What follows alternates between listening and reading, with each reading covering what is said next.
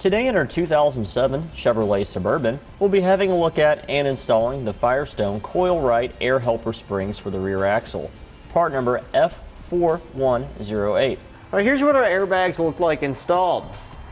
These airbags are a suspension enhancement option that's available for our Suburban that will allow us to support an additional 500 to 1,000 pounds of weight depending upon our application. Now, these won't give us an additional 500 to 1,000 pounds of gross vehicle weight rating or allow us to tow an additional 500 to 1,000 pounds of weight. These will just help maintain that ride height when we have a heavy load that we're towing or in the back of our vehicle by having the level ride height or factory ride height, depending on how you look at it. This will help reduce tire wear, help improve braking, and help keep our headlight angle at a factory location, thus maintaining our factory-like handling characteristics. Now that we've gone over some features, we'll show you how to get them installed. All right, the first thing we need to do is get some measurements before we have any weight on our vehicle with a factory suspension in place. So we'll just measure from the center line of our rear wheel to the top of our wheel arch. All right, as you can see, we're about 37 inches. We'll go get the same measurement on the front now. We're about 35 inches. Okay, with us being at 35 inches in the front and 37 in the rear, we'll record both these measurements and we'll compare them to the factory suspension once we have a bunch of weight in the back of the vehicle, simulating us towing a heavy trailer or having heavy cargo in the cargo area of our Suburban. Okay, now we have several hundred pounds of weight on a cargo carrier and in our cargo area of our Suburban. Now we'll double check our measurements with the factory suspension and see where we're at. Okay, we're at 35 inches in the rear. So we've dropped down about 2 inches. We'll double check the front now. We're almost at 36 inches here in the front, so we've almost came up about an inch. All right, now that we have our airbags installed and a substantial amount of weight in the vehicle, we'll double check and see what our measurements are now and compare them to factory ride height unloaded. Okay, we're about at 37 inches in the rear, so we'll double check the front and compare it as well. And in the front, we're about at 35 inches. That means we're back at our factory ride height with a substantial load in the truck. And now we'll take our airbags out on our test course. On the left side of the screen, you'll notice the vehicle without the airbags installed. And on the right side of the screen, you'll notice the vehicle with the airbags installed. In the first part of our test course, we'll be doing some evasive maneuvering, doing some quick turns side to side. You'll notice how unstable and unsettled the suspension is without the airbags installed. And with them installed, you'll notice how much more settled and more control that we have over the vehicle. There is a significant amount less body roll than what we had without them. On the next part of the test course, we'll be going over some bumps. And you'll notice without the airbags installed, how much suspension travel we don't have. The suspension can't do its job properly because it's sagging down and doesn't have the amount of travel that it needs in order to help absorb the bumps. With the airbags installed, you can see how much less jouncing and jarring there is going on. It's because the suspension is able to do its job properly with having the weight being supported by the airbags. This will give us much more handling and braking ability with the airbags installed, giving us the safety that we need when we're towing a heavy load or have a lot of weight in the back of our vehicle. All right, to begin our installation, we've removed our spare tire. This is an optional step, but it'll give you a little bit more room to stand underneath and have clearer access to your coil springs. We have our vehicle lifted up by the frame and our rear axle hanging. With that done, we can grab one of our airbags now and prep it for assembly. Okay, we'll put our airbag on the floor or table. We have about a 2 or 3 inch section of our Airline tubing and one of our plugs that comes with our kit. We'll install the plug into our Airline fitting.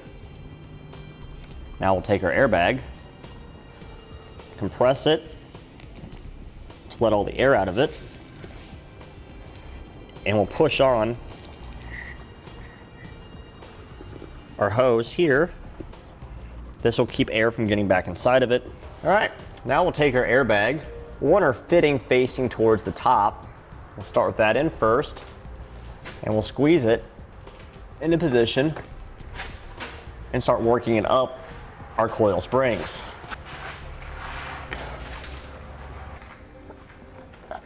Okay, with it fully inside, we'll now remove our red plug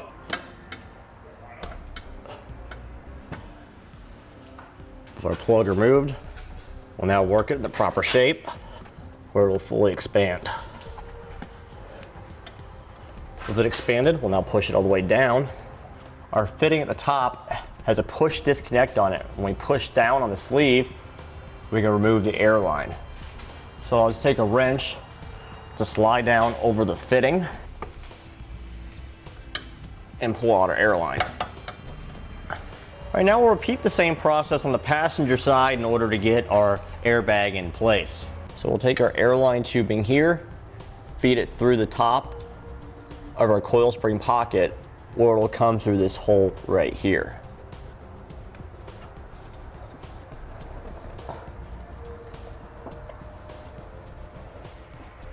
And we'll just pull it out here for the time being. Okay, now we'll take our spacer here, feed our airline tubing through the middle hole, the large hole, and we'll connect our airline to our airbag just by pushing it down through the fitting, making sure it goes down all the way.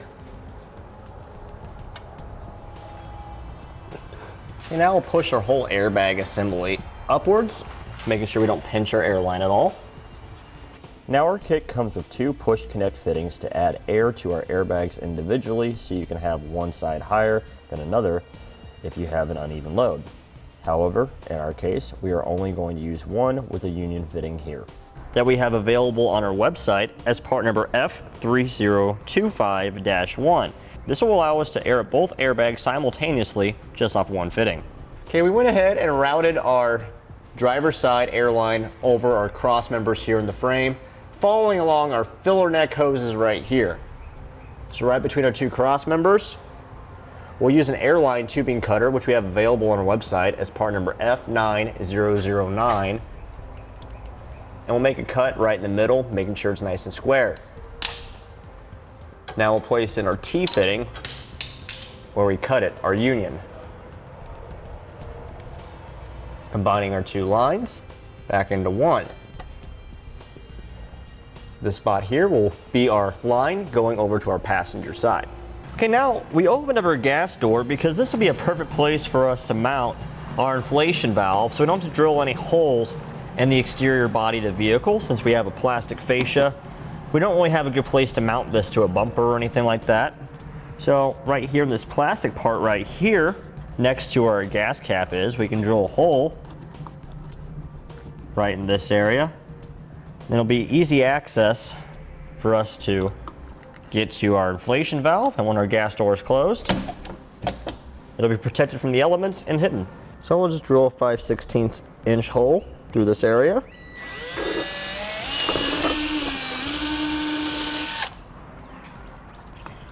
Perfect. Now you can see where our hole is in our filler neck area.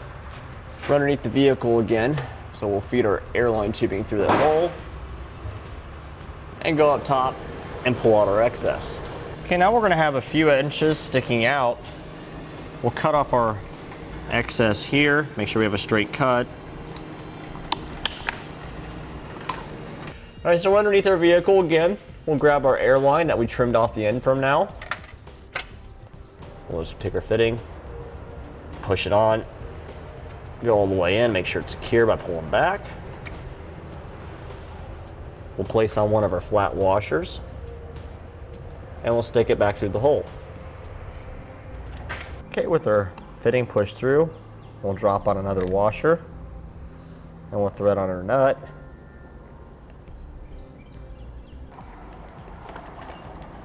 And we'll snug the nut down.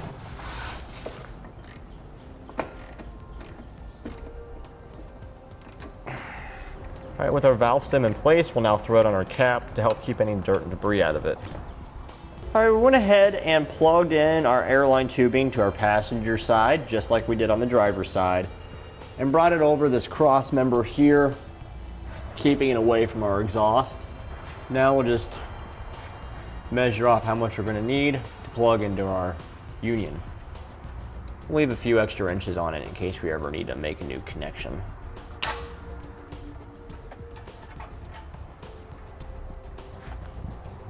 All right. With all of our connections made, we can now install our heat shield on our passenger side bag. All right, now we have 3 heat shields we need to install. We'll start with our self-adhesive one first that goes on the airbag itself. We'll slide one corner down between our spring here, and then work it around the rest of the way. Okay, then we'll straighten it out. Now that we have it in position, we'll peel back our side here, and we'll stick it in place. We'll do the same on all 4 corners. Okay, now we have 2 additional heat shields to put in place. When you receive them, they'll be flat. I've already bent one of ours to the proper position, and we'll install it with our provided clamps.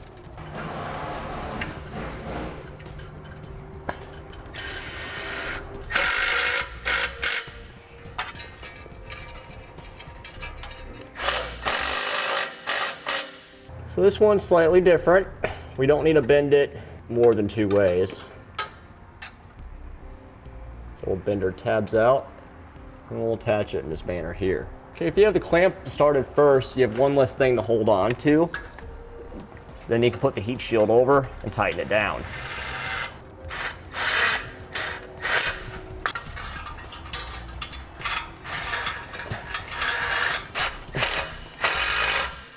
With all of our heat shields in place now, our airbag will be protected against any excessive heat from our exhaust. We'll now fill our system up with the maximum amount of air that it can hold. In our particular application is 25 psi, and we'll check for leaks.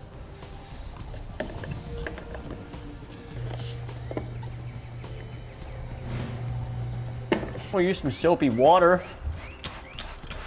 and look for any air bubbles.